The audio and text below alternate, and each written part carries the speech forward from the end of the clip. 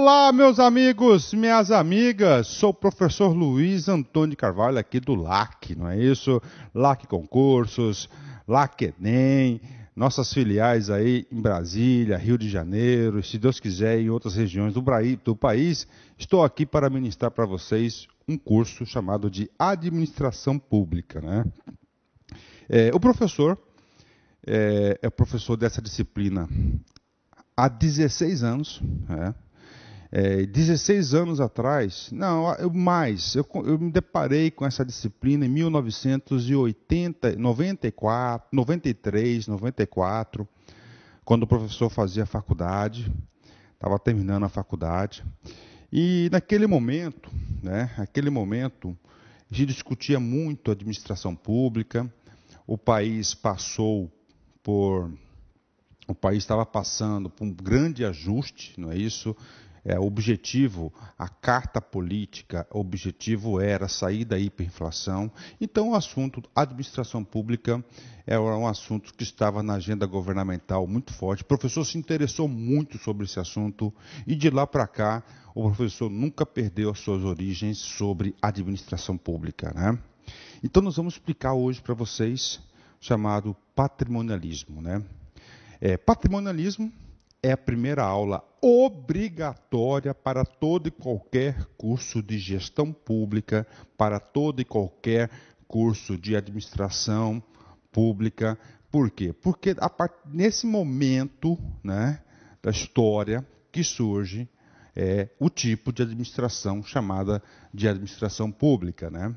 Meus amigos, minhas amigas, vamos lá. Eu tenho que despertar em vocês um conhecimento. Eu tenho que despertar em vocês um conhecimento que vocês já têm, mas vocês ainda não vincularam esse conhecimento à disciplina e, principalmente, o interesse, a motivação para você fixar o conteúdo.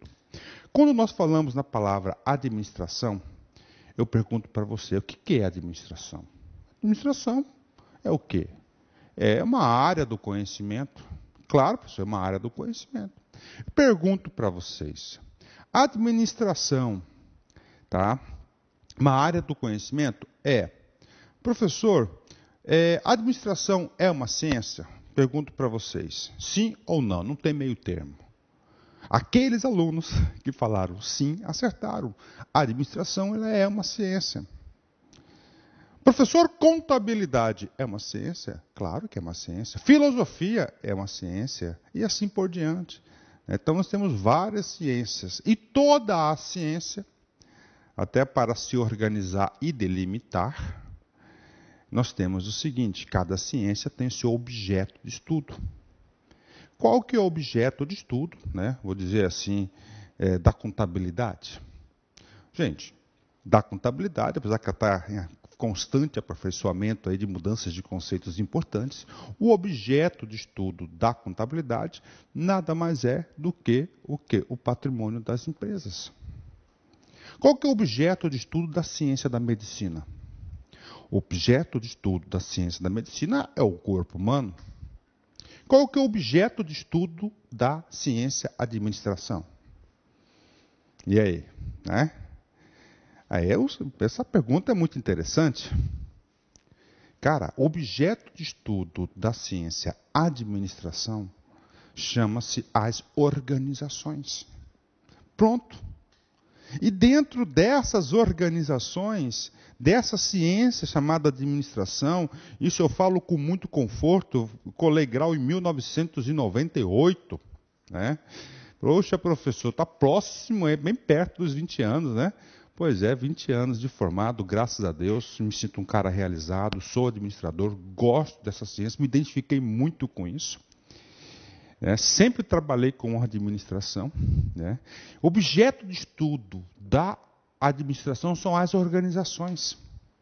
Só que essa ciência, ela passou a ser ciência, a administração, né, a partir do início do século XIX, lá com Taylor, com Fayol, né, que deu uma surgiu essa ciência da administração. De lá para cá, essa ciência da administração ela foi se especializando. Por exemplo, existe um ramo da administração que estuda somente organizações com a principal característica hospital. É chamado de administração hospitalar. Inclusive, tem cursos de graduação, pós-graduações específicos, né, para esse cara aí chamado de como é que eu falei para vocês? De administração hospitalar. Temos administração pública. A administração pública vai estudar o quê? As organizações públicas. A administração privada, as empresas e assim por diante. Ou seja, mesmo sendo tudo administração, cada tipo de administração, nós temos uma característica.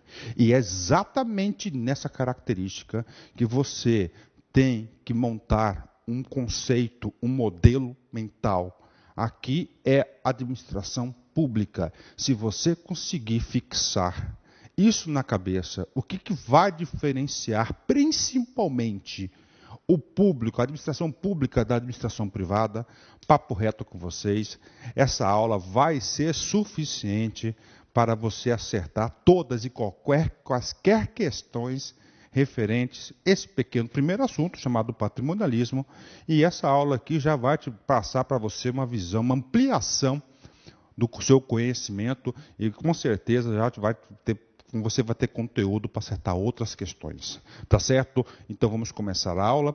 Primeira premissa dessa aula muito importante, que nós estamos estudando aqui, não é empresa. Tá? Aí não é empresa. Ok? Não é administração empresarial, é administração pública. O objeto são as organizações públicas. Ok? Bacana? Tudo bem? Certo? Então é o seguinte. Professor, eu quero saber quando que começou a surgir essa tal de administração pública, né? Vamos lá. Como que surgiu a administração pública, né? Aliás, antes de falar isso, eu quero dizer para vocês o seguinte, uma parte bastante conceitual. Esta aula, nós temos aí vários nomes, tá? Vários nomes, né? Vamos lá. Administração pública, ok? Se o examinador cobrar de você o seguinte, quais são os tipos de administração pública existentes? Eu não disse administração hospitalar, eu não disse administração geral, eu disse administração pública, tá? Então, é o seguinte, nós temos em toda a teoria, tá? Estou aguardando aí, né? Eu já tenho um conceito que está surgindo aqui, um quarto tipo de administração pública. Eu vou comentar com vocês, mas isso ainda não vai cair em concurso. Tá? Vocês podem ter absoluta certeza que vocês estão tendo aula com um professor, tá? Um professor formador de opinião em administração pública no país. Tá? Você pode ter absoluta certeza disso. Nossos vídeos que nós já colocamos no YouTube, aí 4, 5 anos atrás, um dia desse eu vi um artigo do cara, o cara plagiou minha aula, rapaz. Os meus conceitos, né? Mas isso aí, eu como professor, eu sou bastante desprendido, eu quero a divulgação do conhecimento.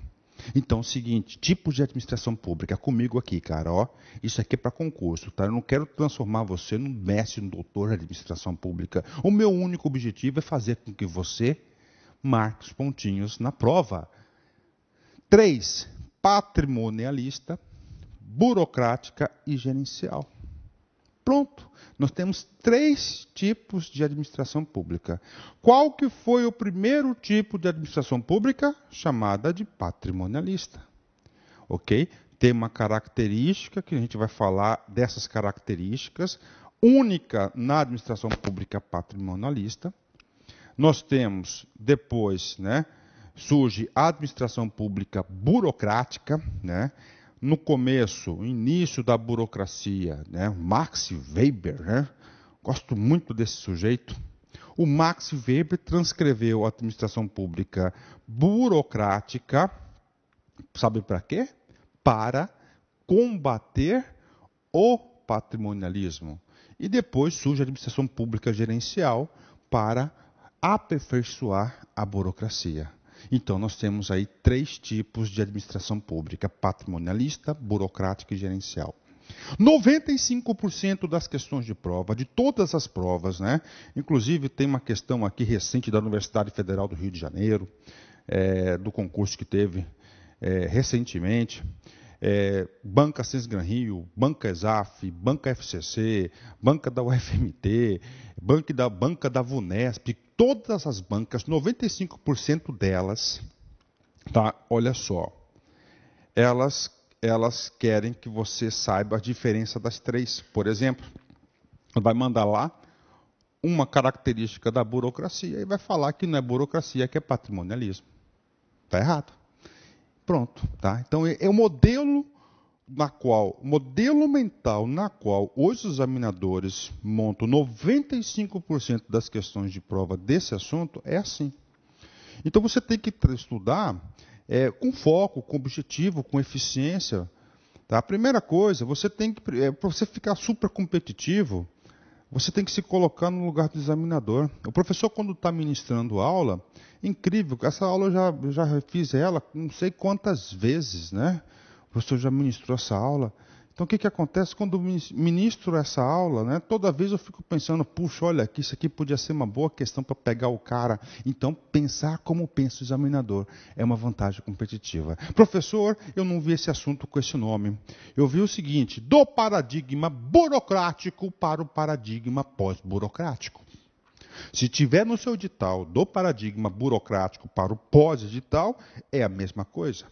Professor, tipos de administração pública, mesma coisa. Tá certo? Então, pós-burocrático, do modelo gerencial, pós-gerencial, gerencial, tudo é a mesma coisa, tá certo? Legal? Então vamos lá, vamos estudar aqui, vem comigo aqui. Então é o seguinte, cara, eu tenho que explicar para você, né, rapidamente. Nós estamos estudando esse cara aqui chamado administração pública. Ok? Ó, administração pública. Esse sujeito aqui, eu pergunto para você, ele surgiu quando? Em qual linha temporal? Qual momento de nossa história? A administração pública burocrática, desculpa, patrimonial, surgiu quando? Primeira coisa, esse cara, ele vai administrar uma coisa chamada pública, não é isso?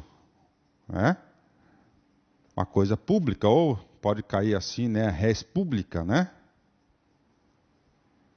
A res pública, coisa pública. E quando surge a res pública, coisa pública? A administração pública vai administrar coisa pública, claro, é isso. Ela surge com o surgimento de um cara chamado de Estado. Então, a partir do momento que surge o Estado, esse Estado, eu estou me referindo ao Estado moderno, tá certo? Eu não estou falando do Estado pré-feudal, a gente vai falar um pouco sobre isso, né? O Estado, especificamente, oficialmente, né? Então, quando surge o negócio do tal do Estado moderno, é que surge o quê? Surge a administração pública. Professor, quais são as características do Estado moderno? Isso cai, né? Isso cai em concurso, principalmente naqueles concursos onde você tem uma ementa com direito administrativo um pouco mais carregada, tá? Então você tem que entender um pouquinho do direito administrativo para você entender esse cara aqui. O Estado moderno tem 3 características, né? Primeiro, ele tem povo. Segundo, tem que ter território. Ok? E terceiro, tem que ter governo soberano, né? A partir do momento que você tem povo, território, governo soberano, você surge o Estado moderno. E esse Estado moderno passa a ser administrado, e ele vai ser administrado por quem? Por um tipo de administração que é conhecida como administração pública. Ok? E o que acontece? Nessa passagem aqui de criação, o modelo que se administrava o Estado era um modelo chamado de patrimonial. Ou patrimonialismo. Ok? Ou patrimonialismo. E uma característica muito importante do patrimonialismo nessa passagem antes do Estado, antes do Estado moderno, tá? Antes do Estado moderno, nós tínhamos o quê? Nós tínhamos o feudalismo. Nós tínhamos o feudo. Acabam-se os feudos e surge o Estado moderno. Claro que os feudos tinham as suas características de gestão, não é isso? E estas características de gestão, infelizmente, foram incorporadas ao modelo de Estado moderno, o modelo de administração pública chamado de patrimonialismo. Então, você já sabe uma informação muito importante, né? As origens do patrimonialismo são origens feudais. Professor, isso cai em concurso, pelo amor de Deus, isso cai muito em concurso. De vez em quando o professor procura na internet uma aula de algum professor diferente aí, e eles não abordam esse assunto, aí chega lá na prova, cai, claro que é isso. Eu garanto para você, cara, que nos últimos 10 anos, com certeza, o professor já resolveu todas as questões de administração pública. Todas elas, né? Tem umas muito interessantes, tem umas questões aí que, na minha opinião, eu discordo plenamente com o gabarito, e a banca não volta atrás, outra gente ajuda a derrubar. E você tem que saber disso. Então, olha só, cara, colocando na sua cabeça, a administração pública patrimonialista tem origens o que feudais. Então, não tem jeito. Então, nós temos que ir um pouquinho lá no Estado feudal para te proporcionar um juízo de valor. E a partir desse pequeno juízo de valor, eu quero que você faça reflexões sobre administração pública patrimonialista, papo reto com vocês. Você aí vai errar uma questão, tá? Vem cá, vamos lá. Né? Eu me sinto muito motivado a dar uma aula dessa, cara, minha especialidade, né? Então, resumindo aqui, o Estado moderno veio substituir quem? O feudo, beleza?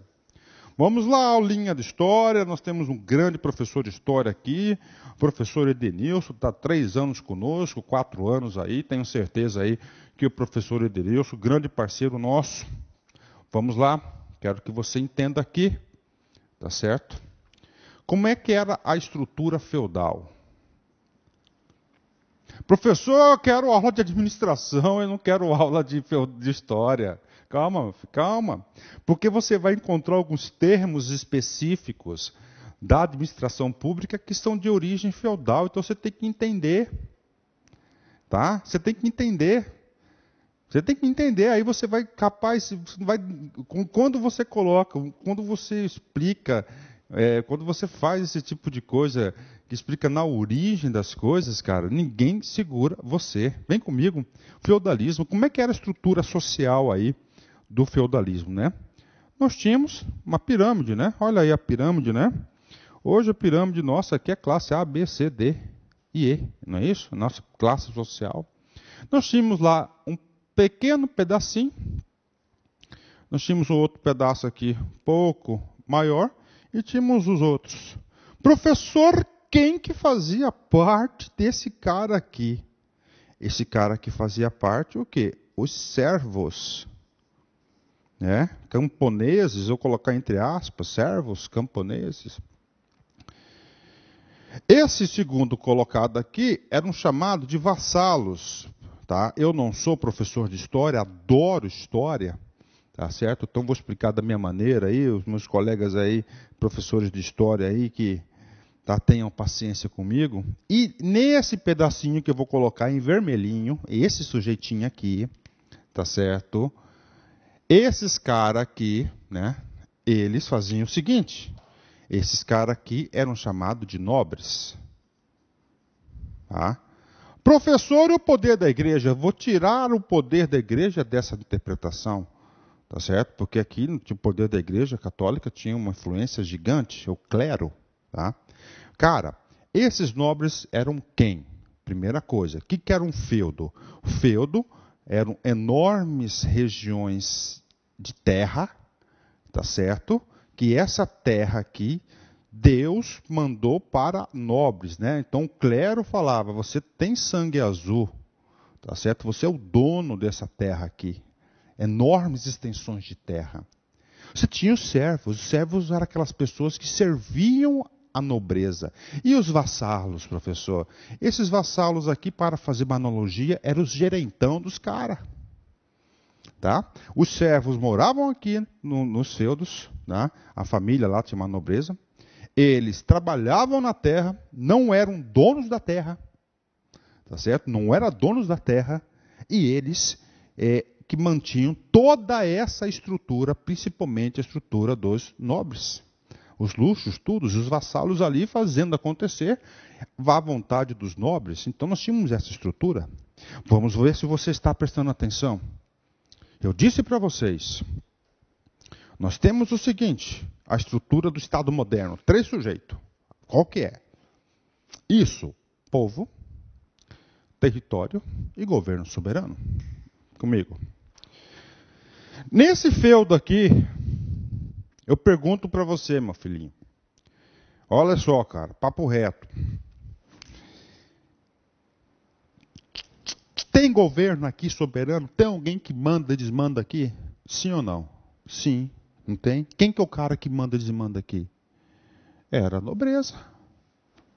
Como a família, a nobreza lá, né? Isso sempre tinha um patriarca, tinha um cara que mandava, o cara que a gente fala aqui no lá, que é aquele cara que fala já, né? Essa história do cara que fala já, depois eu vou contar para vocês. Vou contar nessa aula ainda para vocês quem que fala já. Quem que fala já aqui eram os nobres, então, tem um governo soberano. Pergunto. Eu disse governo, território e povo. Segunda pergunta que eu faço para você. Aqui você tinha território? Sim. Território bem definido, tá? Muito bem guardado. Tinha território. Professor, que mais, professor? Você, agora vamos lá. Esse aqui, gente, tinha povo aqui dentro. Eu posso falar que esse feudo era um mini-estado. Né? O mini-estado, o estado é formado por quem? Por governo, território e povo. Aí eu pergunto, esse cara aqui, eu posso considerar ele como um estado moderno, um mini-estado moderno, entre aspas, sim ou não? E aí? Não, está errado. Aqui não tinha povo. Aqui tinha servo, cara. Servo. Cara, para ser povo, ele tem que ter um laço de cidadania, de amor, de orgulho com uma nação. E esse cara não tinha, ele era servo, ele sustentava os luxos dos vassalos, não é isso? Da nobreza, sofria todo tipo de opressão, de cobrança, trabalhador. Tá certo? Não era. Aí o que aconteceu? Eu pergunto, quem que mantinha toda essa estrutura? Tudo isso aqui para explicar o patrimonialismo para vocês. É isso? Quem mantinha esse cara aqui? Era o servo. Aí os servos, um processo lento e gradativo, tá? Começaram a fugir, cara, dos diversos feudos, tá? Olha só, e começaram a morar num lugar chamado de burgos, os burguinhos. Onde eram os burgos? Burgos eram regiões na qual nenhum senhor feudal tinha domínio sobre eles. Aí eu pergunto, esse servo, quando morava aqui nesse feudo, ele sobrevivia como? Ele sobrevivia do quê? Ele sobrevivia daqui, ó, do que? Da terra. Não é isso? Da terra, do campo. E quando ele deixa o feudo, ele passa a sobreviver de quê? Da terra? Não, ele não tinha terra, no máximo que tinha era posse, né? Não era dele. Não tinha. E esses burgos aí, como não tinha nenhum senhor feudal, cara, que era dono, então era a pior terra possível. Pântanos, né? Você pega aí Londres, que era um burgo, lá era um pântano, aquele rio Thames, né? Você pega Paris também, né? E é claro que eles vão desenvolvendo, vão criando. Então o que acontece? Os caras começaram a ir para o burguinho. E esses caras aqui, nos burgos, eles começaram a fazer o seguinte, fazer o artesanato, tá certo? Começou a fazer carroças, começou a fazer prestação de serviços. Então o burguinho, como é que o burguinho sobrevivia? Aqui, por exemplo, fazia lá uma peça de roupa, lá um vestido lindo, maravilhoso, para a dama lá da nobreza e vendia para o pessoal. Tá? Inicialmente não tinha dinheiro. Então os caras que faziam o seu artesanato, começavam a fazer as coisas, né? E fazia uma troca por escambo. Escambo, falou escambo. Você pode falar, poxa, tem alguma coisa a ver com patrimonialismo? Positivo, não tem nada a ver com quem? Com burocracia nem gerencial. Olha aí, o que é escambo? Eu dou lá o vestido para a patroa, lá para a dona, e ela me dá lá milho, feijão, carne, porco, galinha, assim, para o escambo. Com o decorrer do tempo, começa a criar a moeda. Houve o que? Teve um sistema monetário primário. Tá? É claro que esse processo aqui da formação dos burgos foi um processo centenário, milenar. Surgiu, esses burgos começaram a ter cada vez mais pessoas, começaram a ter mais comércios, né? A partir do momento que criou o sistema monetário, os caras eram bons de negócio, né? Era bom de negócio. Tá? Então, a partir do momento que os caras aí começaram a ter dinheiro, começou a ter o quê? Bancário. E ali começou a ter uma classe social, a ascensão da burguesia, que eram os grandes comerciantes, os grandes banqueiros e assim por diante. Ou seja, eles começaram a acumular capital. E olha só o que aconteceu para o lado de cá. Esse lado de cá, cada dia que passa, esse servo aqui odiava morar aqui, meu filho. Não tinha nada, ele era só, que começou? Ele começou a deixar os feudos. Quando ele deixa os feudos, o que acontece? Começa essa estrutura declinar de um jeito sem fim, porque a base dessa estrutura aqui eram os servos estavam indo mudar os burgos, né? Eram os burgos, depois vai virar os burgueses, né? Os caras do dinheiro. Hoje burguês era o quê? Hoje burguês é um cara bonito na foto, mas lá naquela época burguês era pejorativo, era negativo. Tá? Então o que aconteceu, cara? Essa classe aqui. Em 1453, salvo engano, teve um momento histórico muito importante, que foi a tomada de Constantinopla pelos turcos. Tá? Então, essa Constantinopla é uma cidade muito importante lá no Oriente Médio, na Europa, lá, aquela parte oriental da Europa, porque é a passagem comercial muito importante. Quem conhece turco, né? Eu tenho nada contra os turcos, né? Conheço muitos amigos aí de origem árabe aí. Os caras são bons de negócio. O que aconteceu? Chegaram os turcos na Europa, rapaz. Pum, com a burguesia aqui, bom de negócio. O que aconteceu? Os troços explodiu, bum. No que o negócio explodiu, a decadência dessa estrutura feudal, porque eles não conseguiam mais se manter, né? Surgiu aí esses burgos, surgiu o ressurgimento das cidades da Europa. Professor, eu quero o nome de alguns burguinhos na cidade aí que ficaram famosos. Tudo bem, Munique, Paris, Londres, Amsterdã. Todas essas cidades eram os burguinhos que se transformaram em cidades. Ali ficaram a efervescência das pessoas, tinham comércio, tá certo? E outra coisa, rapaz, ali começou a ter coisas boas. O cara lá, o nobre, ele quer o quê? Opa, ele quer ir lá no burguinho, claro, não quer ficar lá isolado, porque aqui tem divertimento, tem boteco, não é boteco, é de hoje, né? Tem lá as casas, né? Pub vem daí, nós tomar cervejinha, tem música, um teatrinho lá, entretenimento, não é isso?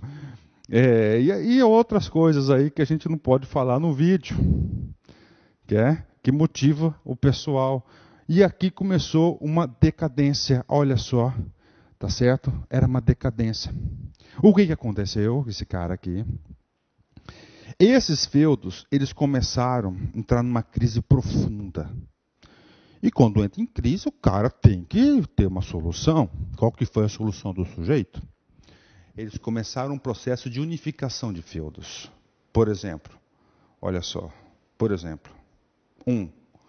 feudo A e feudo B, uma menina e um menino. Propõe um casamento, casa os dois, unifica o feudo. O feudo já era grande e ficou maiorzinho. Não é isso? Vamos mais? Vamos, prof. Esse feudo da união de A e B ficou grande, vai lá e toma o feudo C na porrada mesmo, na flecha, na espada, na força, toma lá, fica maior ainda. Então começou um processo de unificação dos feudos. Tá? Começou o processo de unificação dos feudos. E um país que foi vanguarda nesse processo de unificação dos feudos, tudo isso para falar de administração pública patrimonialista. O professor não tem nada a ver com a matéria, claro que tem, eu peço um pouco de paciência para vocês, tá? Um pouquinho de paciência para vocês, que a gente vai chegar lá, e aí você vai entender tudo. Foi Portugal, né? Portugal é assim, né, na Península Ibérica, não é isso? Certo? Portugal. Pedacinho assim, acho que é assim, né? Tá, Portugal, tá aqui. Chamado de Estado portugalês. Aqui é a Espanha. O que aconteceu? Esse processo de unificação dos feudos, tá? E aqui tem a África, né? Aqui é o Estreito de Gibraltar, aqui é o Mar Mediterrâneo, aqui já é Paris, né? Desculpa o desenho aí, mas professor aqui para desenho é horrível. E aqui, tá? Em Portugal, tá? Em Portugal é o seguinte, cara. Nesse Portugal aqui, tá? Eu acho que Portugal tem o seguinte, tem uma negocinho aqui, ó, isso, né? Esse Estado português aqui, assim. Chegou um dado momento de processo de unificação desses feudos, tá? Que nós tínhamos mais ou menos aí, ó, vamos pôr um número aí, ó, 25, tá? Uns falam os 25, outros 28, mas eu vou adotar o 25. Que isso não é importante. 25 grandes feudos.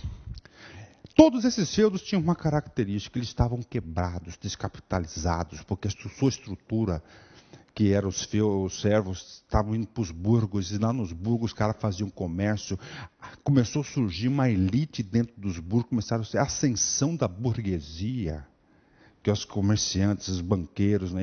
Esses caras da burguesia, a ascensão da burguesia, é claro que não eram todos os burgueses, era uma minoria absoluta, 99,99% dos caras que moravam no burgo. Só que esses caras, esses burgueses aí, né, essa classe chamada ascensão da burguesia, eles tinham o quê? Bala na agulha, dinheiro, né?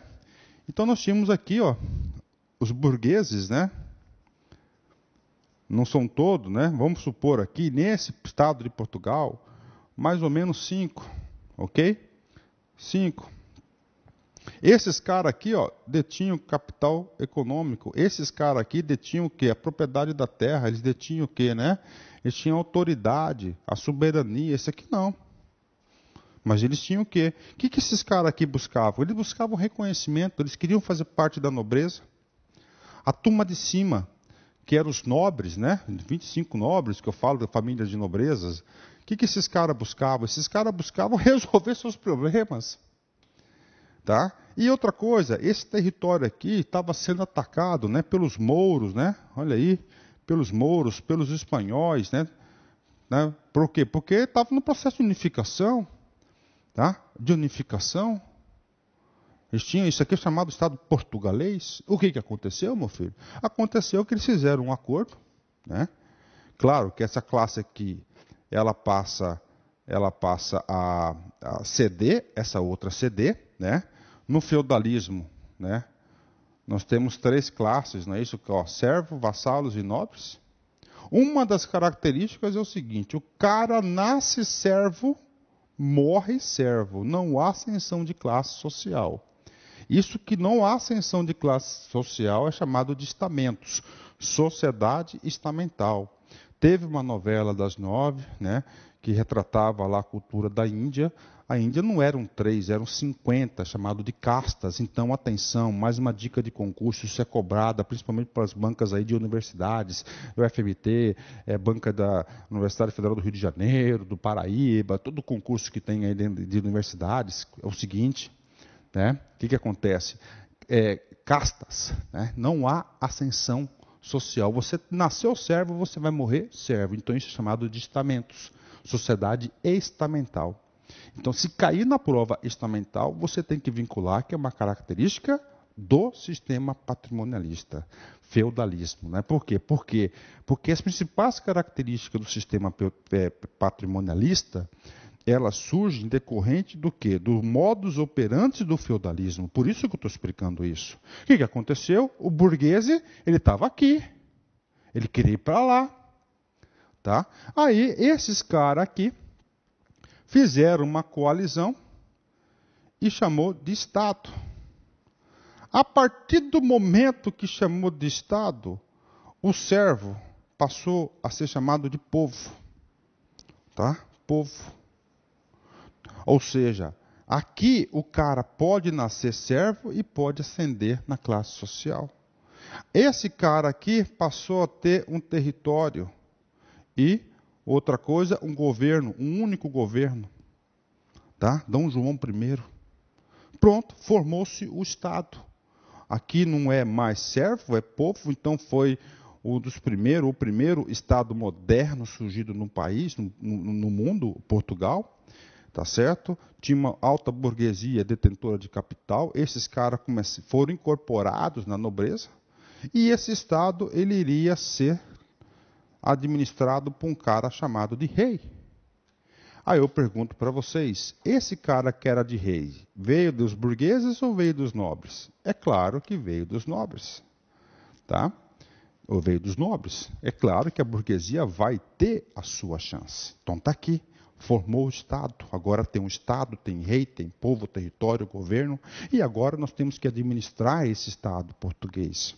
Tem que ter um tipo de gestão, um tipo de administração para colocar ordem. Tem que ter aparelho estatal, tem que ter o quê? Tem que ter soldados, tem que ter sistema de arrecadação, tem que ter sistema de proteção, tem que ter justiça, tem que ter tudo, não é isso? Então tem que ter o quê? Tem que ter administração pública. E nesse momento aqui, dessa coalizão que foi feita, o Estado português, que é considerado o primeiro Estado, né, primeiro Estado moderno do planeta, o que acontece nesse cara aqui? Eles passavam por um momento muito interessante. Os mouros queriam invadir a Europa, já tentaram, estavam já lá, inclusive muitos no território. Eles tinham que proteger o seu território. Nem todo Estado tem dos três elementos, povo, território e governo. Qual que é o mais difícil de todos? É o território. Nós temos vários estados ainda que não têm território, os curdos, tá certo? Os curdos, os palestinos, né? Então aí é um povo, tem governo, mas não tem chão, não tem território. Até pouco tempo atrás, isso eu falo logo depois da Segunda Guerra Mundial, o Estado de Israel era um povo judeu, mas não tinha o quê? Um Estado. Aí depois da guerra lá, deram aquele pedaço de terra lá para eles lá, e briga até hoje. Então, mais difícil é o território, então eles tinham que proteger o território. O que aconteceu? Chegou lá, Dom João I, rei de Portugal, não tinha troquinho, não tinha dinheiro em caixa, não tinha nada, tinha que montar uma maneira para o negócio estava ferrado, tudo. O que ele fez? Ele pegou, olha só, e começou, ó, estou fazendo aqui, tá? Dividiu, tá? O Estado português em territórios, e cada um desses sujeitos mandava. Pronto. Tinha um rei. Aí o seguinte, vamos pegar esse quadradinho aqui, né? Cada um no seu quadrado. Esse cara aqui nesse quadradinho aqui. Esse cara aqui vai ter um nobre. Esse nobre é considerado família real, tá? Faz parte da corte. Acima desse nobre, somente a família real, o rei. Ali naquele quadradinho, aquele cara é o que manda. Pense em alguma situação que você está lá no órgão público, que tem lá o chefão e tem uma repartição, e naquela repartição tem um cara, aquele cara tem status de nobreza real. Ele manda e desmanda aqui, tá certo? Esse cara aqui tem obrigações com o rei. O rei vai falar assim para o cara: eu vou te delegar todos os instrumentos de gestão pública. Tá? O que é isso? Você vai poder tributar, você vai julgar, você vai poder constituir exércitos. Em contrapartida, você vai ter que proteger o território, você vai ter que ter fidelidade pessoal ao rei e você vai ter que pagar um tributo ao ano para a família real. Então, pronto, fez o acordo, cada um ficou lá, tem uma unidade de comando, essa forma de administração, e aí esse cara lá chegou lá, ele foi tomar posse desse quadradinho. Esse é um sistema aqui que é chamado, no Brasil nós temos aí a capitanias hereditárias, é um sistema que foi governado, deu certo na época em Portugal, depois Portugal transferiu, aperfeiçoou esse sistema de capitanias hereditárias e impôs lá nas Ilhas Madeiras, né, que é propriedade inclusive de Portugal, e logo depois tentou implantar esse sistema no Brasil, e das 13 capitanias, somente 2 deram certo. Mas esse cara aqui, tá certo? Esse cara aqui, então lá, ele lá, é o seguinte, acima dele só o rei, familiar, ali ele que manda. Ele que manda, tá? Ele que manda. E qual que é a obrigação do cara? A obrigação do cara é pagar o tributo do rei por ano, porque se não pagar o pescoço dele vai ser decepado. Segundo, manter o território, a ordem, né? Ele que manda ali. E para isso ele tem que montar um sistema de administração. Primeira coisa que o cara pensou: puxa vida, meu filho, olha só, bases do patrimonialismo para você nunca mais esquecer. Aqui não é decoreba, aqui é para você entender. Então ele precisa de um cara para cobrar impostos, porque sem dinheiro não faz nada. Ele tem autonomia de cobrar impostos? Tem, a família real delegou para ele essa autonomia. E aí ele tem que nomear lá um cobrador de impostos, um cara responsável pela exatoria, né? Tesouraria. Aí ele escolhe, ele pensa. Cara, eu vou nomear um sujeito. Eu vou nomear um sujeito de minha confiança. O cara que joga truco, pôquer comigo toda sexta-feira na minha casa. Tá certo? O cara, esse nobre é um cara muito família, reúne lá as parentadas lá. E ele faz o seguinte, ele pega lá, ok? Por exemplo, ele pega o seu cocunhado. Não, o seu cunhado, pronto. O seu cunhado. Quem que é o cunhado? O cunhado é aquele cara que é casado com a irmã dele. Fala assim, ó, meu filho, vem cá. Você vai ser o cobrador de impostos. Aí eu pergunto para você, tecnicamente, de administração, essa escolha que o cara fez, foi uma escolha pessoal ou foi uma escolha profissional? O que é uma escolha pessoal? De sua livre e espontânea escolha, com seus critérios. Profissional é baseado em competência, capacidade, etc. A escolha foi o quê? Pessoal. Outra característica no patrimonialismo, a ocupação dos cargos é de escolha pessoal. O cara manda, desmanda, ele faz o que quer. Pronto. Aí o cara vai lá, esse cara aí que é cobrador de impostos, está lá, e vai fazer o serviço dele. Vai lá, lembra aquele filme de época lá que chega lá, o cara cobrador de impostos lá, e vai bater nas casas. Eu vim cobrar o imposto do rei. Né? E consegue cobrar? Claro que consegue, porque tem um exército atrás dele. Está lá o exército atrás do cara. Né? Guarda, armada, e consegue. Esse cobrador de imposto, ele não tem salário, ele faz o salário dele. Então, ele tem que arrecadar. Primeira parte vai para o pagamento do tributo do rei, o soberano, o cara que manda, o cara que está lá no palácio. O segundo, do nobre guerreiro, do nobre. Terceiro, do cobrador, os quartos dos policiais. O que acontece tudo isso? Isso aí, cara, chama-se corrupção. Então, uma das características, já falei de nepotismo, que é a ocupação dos cargos públicos por parentes pessoais, não é isso? Escolha pessoal. Quando ele escolheu lá o cunhado dele, isso é uma prática de nepotismo. A forma corrupta de se arrecadar, de se fazer a gestão. Duas grandes características do sistema patrimonial. Você pode dizer isso. Na prova o cara vai falar para você assim, vai tentar vencer, vai tentar te enganar. Ele vai falar assim, no patrimônio, na burocracia há corrupção. Principalmente aí o Estado brasileiro, um Estado burocrático, a gente sabe disso, e nós temos grandes escândalos aí de burocracia. A gente vai aprofundar esse assunto aí na aula de burocracia, meu filho. Tá? Mas está errado. Por quê? Porque nepotismo e corrupção, para concurso, você vai falar que é quem? É patrimonialismo. O que aconteceu? Logo no processo, tá? Logo no processo, tá? Antes de formar isso, eu pulei uma etapazinha importante. Formou o rei tinha que tomar medidas de quê? De formar um exército, olha só, formar um exército para defender o território. O que ele fez? Não tinha exército, não tinha dinheiro, não tinha nada.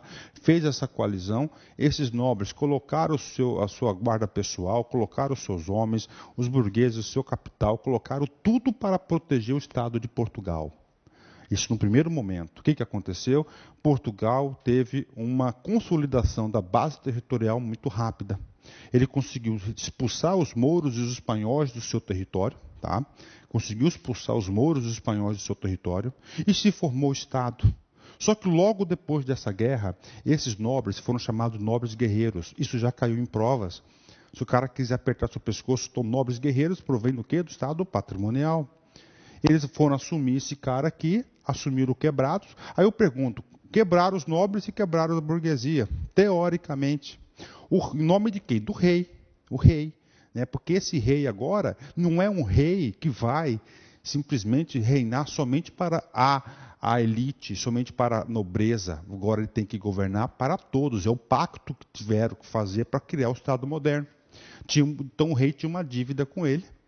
E nessa dívida, uma forma do rei encontrou para pagar essa dívida foi ter partido aqui, né, simploriamente, e passado para esse cara aqui. Aí o seguinte, pronto, está lá, nobre guerreiro, aqui ele que manda, ele tem status de nobreza real, isso cai muito em concurso, ele que manda, desmanda. Aí o seguinte, o cara é muito família, todo domingo lá tem aquele almoço de família, tá? Aí ele tem uma sobrinha que desde pequenininha lá frequenta a casa dele, que cria amor de verdade, não estou dizendo nada subjetivo, nada, né? Carinho. Ela vai casar. O rei aprovou, né? O pretendente, né? Tem muito carinho, muito amor para ela, quer o bem dela. E aí o rei quer dar um presente, mas ele não quer dar um presente. É um artigo indefinido.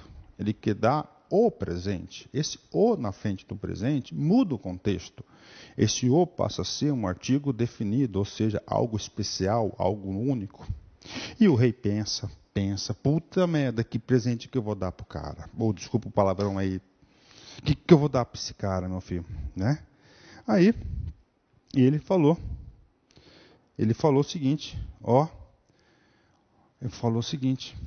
eu vou dar para o cara um cargo público. Um presente. Está aí. Isso é uma prebenda. Então, no patrimonialismo, os cargos são considerados prebendas. Pronto. Está aí. Acabou. Expliquei todo o patrimonialismo para vocês. Agora, o professor vai ter que colocar tudo isso na técnica. Professor, você não deu uma aula, você contou uma história muito interessante, né? Beleza, cara, né? Eu quero gravar um vídeo ainda pessoal, né? Não para concurso, mas é um vídeo meu pessoal para explicar toda a ascensão, porque o que acontece, né? O que aconteceu, né? Acontece o seguinte, né? Que primeiro, quem assumiu o poder foi logo a nobreza, depois da nobreza foram os burgueses, né? A burguesia e depois o povo, né? Tem todas as passagens na história, a Revolução Francesa, a Revolução Industrial e assim por diante, mas não é o momento dessa aula aí.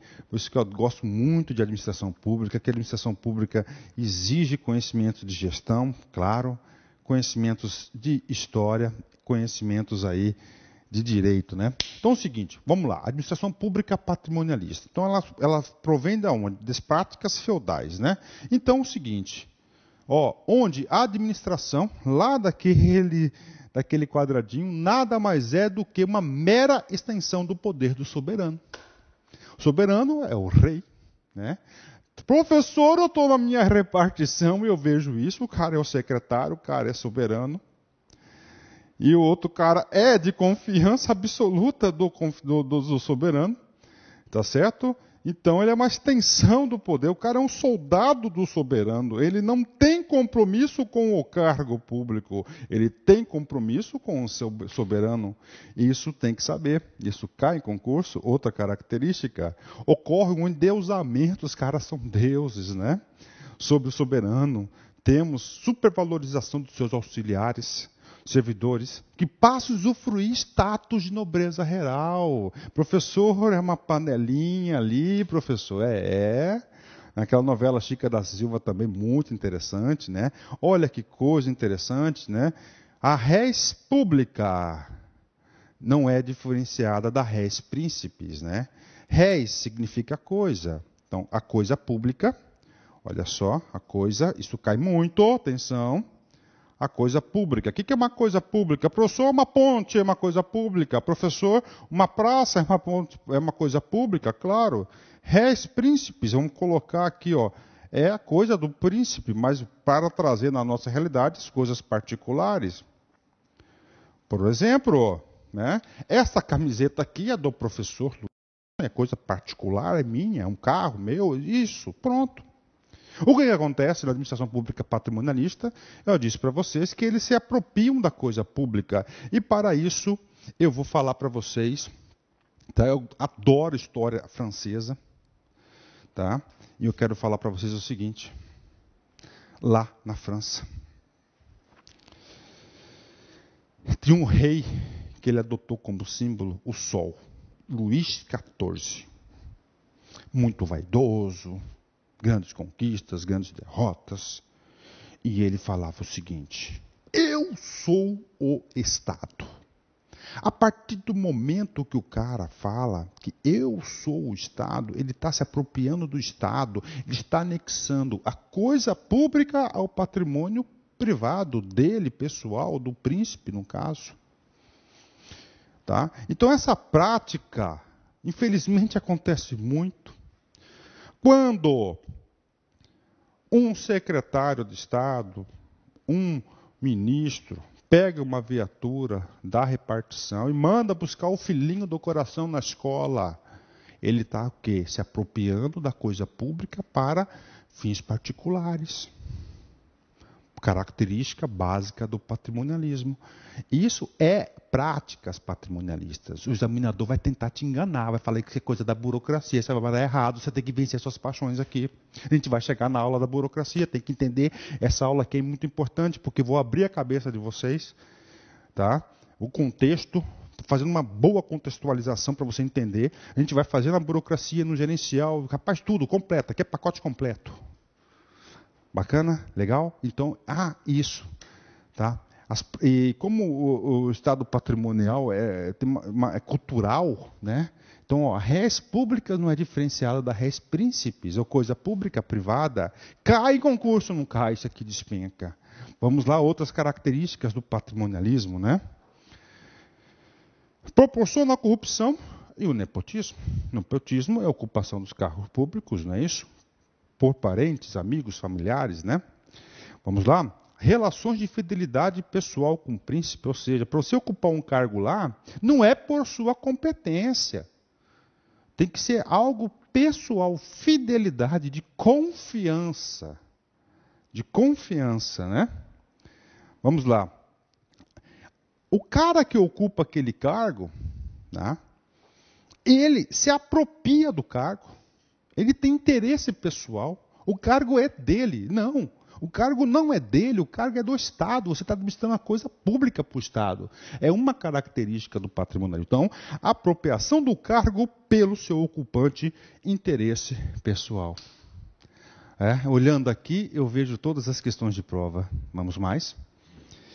A administração é um amontoado de cargos, né? Professor, por que você fala que é um amontoado de cargos? É porque não tem uma organização racional. Claro que existe um mínimo de uma organização, mas ela não é racional. É uma amontoada, até para favorecer o quê? Ó, o roubo. Você pode ver, cara. Pode ir, papo sério com você, cara. Já trabalhei no Estado, conheço. Onde você vê um lugar muito desorganizado, você pode ter certeza que essa desorganização, esse amontoado de coisas, ela é proposital. Tá? Onde há muita centralização, muito amontoado de desorganização, lá por trás tem um objetivo, porque quanto mais bagunça, mais o povo, né? Você pensa que o cara é incompetente. Não, o objetivo do cara é outro, cara, é outro objetivo. Então, interesse pessoal, né? Vamos mais? Os cargos são considerados prebendas e sinicuras. Cara, mais de 50 questões de prova falou assim, os cargos são considerados prebendas e sinicuras, cara. São características do sistema patrimonialismo. O que é prebendas? Prendas, lembra lá, rapaz, quando o cara quis dar o presente lá para a sobrinha lá, do casório, né? Deu o presente que deu para o cara, foi o quê? Um cargo público. Eu não terminei, né? Então o cara queria dar um presente, que é o presente, o cargo público, né? Aí eu usava uma expressão, olha só, gente, aqui, e para a mulher, deu o que de presente, né? Aí eu falava o presente que dava para a mulher, aí o pessoal começou a mandar e-mail para mim, professor, larga de ser machista, professor. Então, olha só, então o rei lá gosta muito da sobrinha, ia casar lá a sobrinha, aí encontrou um biscoito lá que ele gostou, bacana, tal, queria dar o presente, né? E aí o que ele deu? Ele deu um cargo público, né? Para quem? Para ela ou para ele? Para ele, né? Professor, mas esse presente, né? Deu um cargo público, né? O que eu estou falando? Cara, vou falar para você. Claro que você já foi em casamento, né? Quando você vai em casamento, você compra um presente para a mulher, para a esposa e um para o marido, ou você compra um para o casal? Compra o quê? Um para o casal. Então, o presente que deu para o casal foi o cargo público, né? Só que antes, eu explicava, eu colocava 2 presentes. Aí teve até uma aluna que falou, não, professor, quando a gente vai em casamento, é um para os 2. Aí fechou. E aí eu falava que dava um presente para a mulher. Eu não falo mais disso porque aí o pessoal me criticou bastante. Mas quem quiser saber por e-mail, manda para mim que eu vou responder para vocês aí, que é muito interessante. Professor, qual que foi o presente, professor, né? Tá, não manda não que eu não vou responder, eu não quero esticar. Então, prebendas e sinicuras, características, isso cai, cara. O que é presentes, prendas, né? Sinicura, o que é? Aquela coisa sem cuidado, ele vai, né, jogado, que não tem muito esforço num cargo público, né? O cara ganhou uma sinicura, né? Sem cuidado, sem merecer, sem nada, tá nem aí, ele tá lá só aproveitando. Prebendas, também traz o conceito de ocupação rendosa, né, do cargo. Isso é uma prebenda, né? Professor, isso cai na prova? Olha aí, cara, olha só, olha que questão interessante. Tribunal de Contas do Estado do Rio Grande do Sul, 2011, né? A respeito do termo patrimonialismo, assinale a alternativa incorreta. Vem comigo aqui. No patrimonialismo, o aparelho funciona como uma extensão do poder do soberano e seus auxiliares. Servidores possuem status de nobreza real. Está certo, ele quer a incorreta. Professor, mas isso está exatamente do seu material? Estou falando para você. Professor, a primeira aula que eu dei de administração pública e patrimonialista foi em 2000. Se você pegar, tá, a minha aula de 2000, não mudou pouca coisa de conceito. Esse aqui é um concurso de 2011. Exatamente o texto do material do prof. B. O patrimonialismo surge na segunda metade do século XIX. Está errado. O patrimonialismo existe desde a época da formação do Estado, que é muito antes do século XIX. Né? O século XIX surge um outro modelo de administração pública de patrimônio, chamado burocracia. Por quê? Porque é um sistema corrupto, sem competência, sem nada, só arrecadador, só a elite que tem acesso às benesses do poder. Então, o que acontece, meu amigo e minha amiga? Surge a burocracia para exterminar esse câncer, para metralhar, acabar. Então, quem surge, olha só, outra informação, na segunda metade do século XIX, é a burocracia. Correto? Burocracia. Não é o patrimonialismo. Na época do Estado liberal, exatamente, o Estado liberal é aquele momento onde há o liberalismo e o liberalismo passa através dos burgueses, os burgueses começam a assumir o poder do Estado, que antes o poder do Estado, quem fala já, era o rei. Aqui quem vai falar já vai ser os burgueses, então é a burocracia, de forma de combater a corrupção e o nepotismo, claro. Esse foi o argumento utilizado para eles tomarem o poder. Então a burocracia surge para combater a corrupção e o nepotismo, que são características fundamentais do patrimonialismo. C. O termo patrimonialismo é usado... Então já encontramos uma resposta aí incorreta, letra B, mas vamos ler todas. C. O termo patrimonialismo é usado para se referir às formas de dominação política, em que não existem divisões nítidas, amontoado entre as esferas e atividades pública e privada. Olha aqui, ó, réis públicas e réis príncipes.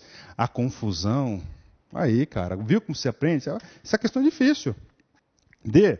Uma diferença fundamental entre o patrimonialismo e o feudalismo, é a maior concentração de poder discricionário combinado com maior instabilidade nos sistemas patrimoniais. Exatamente. Olha só, ó, o patrimonialismo surge, tá certo, oficialmente, com o quê? Olha só, surge com o quê o patrimonialismo? Com o fim do feudalismo. Só que nesse Estado feudal há práticas patrimonialistas, né? No Estado feudal você tem a família real falando você é o dono da terra, então você é o rei. Deus falou que você tem sangue azul. Então tem o quê? No feudalismo tem uma maior concentração, tá certo? Tem maior estabilidade. Maior estabilidade, porque Deus que falou que ele tem aquilo. Agora, já no patrimonialismo, tá? No patrimonialismo, ele tem uma maior instabilidade devido ao Estado moderno, porque tem aquele pacto de coalizão, agora o cara não é servo, o cara é povo, né? Então, olha aqui, é questão muito difícil de ser interpretada, essa letra D, mas é claro que a letra B de bola, ela foi dada, e você em concurso público, você não pode perder questões fáceis assim. Letra E. Administração do Estado pré-capitalista, outra característica. Capitalista vem de burocracia, tá certo? Ó, pré-capitalista vem de pré, antes é o quê? Vem de patrimonialismo. Falou pré-capitalista, característica do patrimonialismo. Era uma administração patrimonialista, correto. Professor, transforma essa letra E errada. Eu tiro essa palavrinha pré. Pronto, está errada. Tirou a palavrinha pré-capitalista, ela passa a ser qual dos três tipos de administração pública? Patrimonial, burocrático ou gerencial? Burocrático, né? Vamos lá. Ó, gerontocracia. Tem que saber, característica do quê? Do patrimonialismo. Esses caras, ó, esse aqui já caiu em concurso. Gerontocracia. O cara vem, puta, mas nunca ouvi falar essa palavra, professor. Pois é, cara, tem examinador que fica estudando, fica lendo livro, ele marca uma palavrinha assim, o cara fica brincando, né? Vou jogar isso aqui. Gerontocracia, o cara que não sabe lugar essa palavra. Eu também não sabia, confesso para você. Falei, puta, esse cara aqui tem a ver com gerente. Gerente é o quê? Gerencialismo, o terceiro tipo de administração. Mas não, olha só, governo em que o poder cabe aos mais velhos, como os conselhos de anciões, também uma prática patrimonial. Então, gerontocracia é uma prática patrimonial, tem que saber. Patriarcalismo também é uma prática patrimonial. Sultanismo é uma prática patrimonial, porque não há competência, não é profissionalismo, tá certo? Tem que saber. Isso, feudalismo, patrimonialismo, todas práticas patrimoniais, você tem que saber. Sabe por quê? Olha só essa questão aqui, cara. Comigo. O patrimonialismo pré-burocrático, tá certo? Pré-burocrático, antes da burocracia, né? Correto? Ainda sobrevive por meio das evidências de nepotismo, gerontocracia. Olha aí, cara. Você sabe que gerontocracia é uma característica do patrimonialismo. Ó, o patrimonialismo ainda sobrevive. Quero falar uma coisa para você, principalmente o caso brasileiro. Nós fomos conquistados por quem? Por portugueses, colonizados. Teve aqui Então, cara, a cultura patrimonial ainda persiste. Tem corrupção no Brasil de monte, nepotismo de monte, apropriação do cargo público de monte. O cara não tem uma relação profissional, é de fidelidade pessoal com o rei. Não é isso?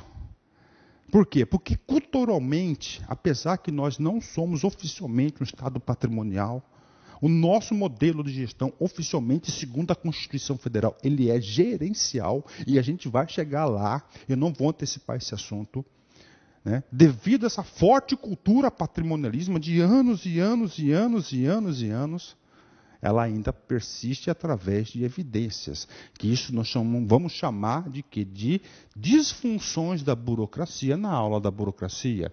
Aqui, para você sair bem nessa prova, você tem que vencer as suas paixões, porque o examinador sabe que existe o consciente coletivo e vai tentar o quê? Vai tentar te enganar, mas eu não vou te deixar te enganar. Você vai sair pronto para a prova. Ó. Então, esse patrimonialismo existe até hoje? Sim. Né? Pensa aí, né? Quantas coisas que você vê todos os dias na televisão. Pô, pelo amor de Deus, né? É claro, né? Ele sobrevive, mas não é o modelo oficial. Sobre evidências, correto. Como práticas de quê? Nepotismo? Sim. Gerontocracia? Sim. Designações para cargos baseados na lealdade política e fidelidade política. Não temos rei, não temos fidelidade da nobreza do rei. É política, né? É cargo tal, não vou falar o nome de partido 1 nem partido 2. Acontece isso. Então, essa questão está correta. Tá? Uma questão que foi muito difícil. E os caras, muitos marcaram errado, porque não sabia que o tal do gerontocracia é uma das características do patrimonialismo. Né? Essa aqui é um tipo de aula que eu chamo de aula exaustiva. Né? Professor, o que significa uma aula exaustiva? Uma aula exaustiva é aquela aula que o professor procura fazer o seguinte, blindar o aluno. Tá? Toda e qualquer forma que o examinador pode mandar na prova para você sobre patrimonialismo, você está preparado. Você pode matar no peito que você vai acertar. Agora, você tem que compreender as explicações, o conceito. Eu trabalho muito administração pública com juízo de valor. Tá? Aquela historinha toda, passei para você de constituir um juízo de valor e através desse juízo de valor você vai mandar ver. Aí, ó, TRT, ótimo serviço, né, rapaz? Olha aí, você viu? Goiás, CESP, TEC 2015, parabéns a todos os nossos alunos aí que fizeram LAC concursos aí, que saíram muito bem nessa prova, né? O modelo burocrático foi adotado por diversos países em substituição ao modelo patrimonialista, correto? De administração pública, no qual o patrimônio público não se distingue do privado. Exatamente. Se ele não se distingue do privado, significa que ele é um só ao quê? A apropriação da res pública da res príncipe. Olha como ele cobra esse assunto com o mesmo conceito, com textos diferentes, mas se você tem um conceito na cabeça, você não erra. Gabarito correto, né? Vamos lá? Para matar esse assunto, resenha para vocês não esquecerem. Você tem que ir para uma prova de administração pública com esses assuntos na cabeça. Pré-capitalista, patrimonialismo. O cara falar que é o quê? Burocracia. Feudalismo, nepotismo, estamentos, castas. O cara nasce servo, morre servo. Né? Somente os amigos do rei que vão ter acesso as benesses do cargo. Né? Estado absoluto, absolutismo, né? Foi o maior poder de concentração em nome de uma pessoa chamada de rei. Privilégios, ele é pessoal, não é impessoal. Pessoal é porque eu gosto, porque eu quero, porque não tem justificativa. Sinecuras, prebendas, nepotismo, corrupção, apropriação de res pública, coisa pública, desorganização. Então o que acontece, cara? Essas são características do patrimonialismo, que foi um modelo oficial. Quando Dom João VI chegou no Brasil, tá certo? Em 1908, instalou esse tipo de administração, esse tipo de administração pública no país, tá certo? Essas são as características principais. O que acontece? O povo passa a se revoltar. Por que sou amigo do rei, do cara lá, tem direito, o cara está me roubando. Aí surge o segundo modelo, que é a burocracia, para exterminar o patrimonialismo. Só que este inimigo aqui, ele é poderoso. Poderoso. Até hoje persiste, cara. Quer ver? Culturalmente. Vai, sai, acaba a aula, de a pé, pega qualquer ônibus, desce lá no ponto final do ônibus, chama qualquer um que está na rua. Meu filho, vem cá. Pergunta assim para ele. Você quer trabalhar no Estado, no governo? Pergunta para o sujeito lá. Ele vai responder sim ou não. Sim. Por quê? Mas por quê? Não trabalha sábado, tem greve, recebe na greve. Ninguém manda embora. Tem estabilidade e aposentadoria. Tá certo? Benefícios pessoais. Então essa é uma imagem, infelizmente, patrimonial. É claro que dia após dia, né, com concursos públicos sérios, profissionais, aí, a imagem do setor público melhora. Teve uma decadência aí, mas com certeza eu sou um cara otimista, a gente vai melhorar, ok? Vamos lá. No Brasil, para fechar, falei, aula exaustiva, para não errar nenhuma. No Brasil, se o examinador quiser realmente apertar seu pescoço, se fosse eu ia fazer isso. Nós temos 3 tipos de administração patrimonialista consolidada, né? Nós temos aqui de 1500 a 1822. Esse período aqui, o Brasil era colônia de Portugal, então nós tivemos um patrimonialismo chamado de patrimonialismo colonial, com uma principal característica que era o sistema de capitanias hereditárias, ok? De 1822 a 1889, nós temos um patrimonialismo imperial, porque nós temos Dom Pedro I e Dom Pedro II. Tá? Apesar que eu sou um cara muito fã de Dom Pedro II, né? Dom Pedro II. O que aconteceu? Houve a proclamação da República no dia 15 de novembro de 1889 por Marechal Deodoro da Fonseca, onde acabou com o patrimonialismo, só que instalou-se no Brasil, tá certo? Um patrimonialismo também, só que oligárquico, das oligarquias, né? Governo de poucos, não é isso? Tá certo? Oligárquico, da oligarquia. E esse governo oligárquico era caracterizado pela política café com leite. Então, coloca na prova a política café com leite. Foi administrado de forma burocrática, errado. Foi administrado de forma patrimonial, porque eles ficavam se revezando no poder. Então, patrimonialismo oligárquico. Fechou? Última questão. Vou ver se vocês matam essa questão aqui, né? Tá certo? Vamos ver aqui, olha só. Universidade Federal do Rio de Janeiro, 2015. Ao tratar das diferentes reformas de Estado conduzidas no último século no Brasil, é frequentemente encontrar justificativas associadas às necessidades de eliminação do patrimonialismo. O que o comando da questão está falando? Ele está falando que o Brasil vai fazendo várias reformas, né, de Estado, administrativas, né, e sempre com foco para eliminar o patrimonialismo. Uma das formas que elimina o patrimonialismo é você aumentando o controle. Ok. Aí ele manda, então temos aqui um comando, que não ajuda muito para vocês, né? Acaba até confundindo o aluno. Eu chamo isso aqui um texto ilustrativo, e o comando da questão é claro. O patrimonialismo é característica de um Estado e de uma administração pública nos quais há. Agora, ele quer uma correta sobre o patrimonialismo. Vamos achar. Letra A. Concentração de processos sendo autorreferente? Não.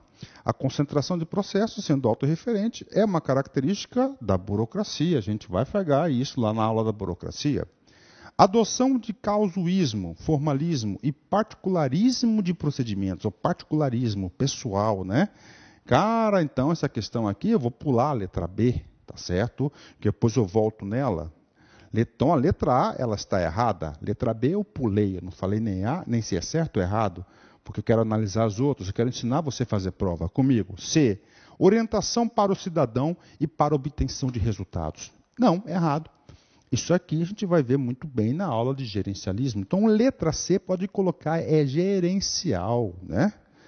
D, definição de controle de procedimentos nos diferentes processos. Gente, eu falei, uma forma de você eliminar o patrimonialismo é instituir controles. Então, controle vem de quê? De burocracia. A letra D é de burocracia. Letra E, Incorporação de procedimentos flexíveis e controle a posteriori.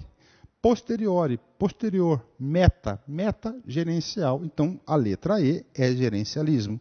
Então, a letra errada é a letra B. Vamos analisar com mais profundidade.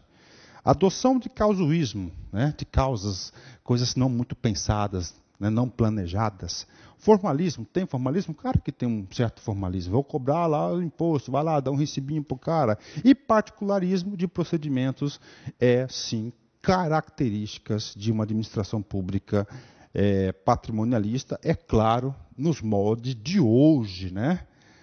Dentro da própria burocracia, é tão forte essa tal da cultura patrimonial de tirar proveito, que ela vai se aperfeiçoando através disso. Então, aí, mais características, ó, adoção de causuísmo, ó, novo, isso aqui, pode cair na prova, esse cara aqui é o quê?